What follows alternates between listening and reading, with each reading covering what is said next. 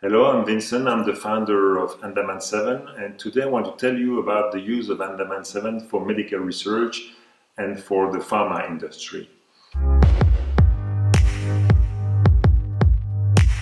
First, it's very important to strike a right balance between privacy and data availability. So all the data that the patient share go always through the consent of the patient.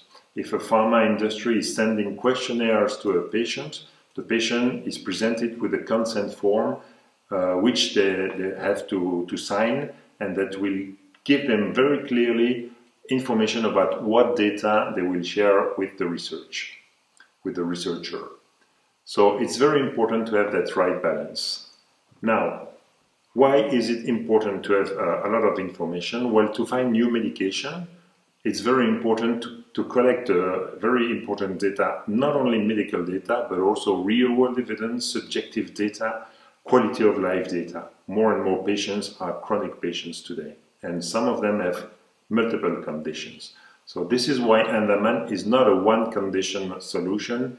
It's a global solution to allow the collection of data between patients and the research industry. So real-world evidence, patient-reported outcomes, all of those are very important and can be enabled by Andaman as a platform.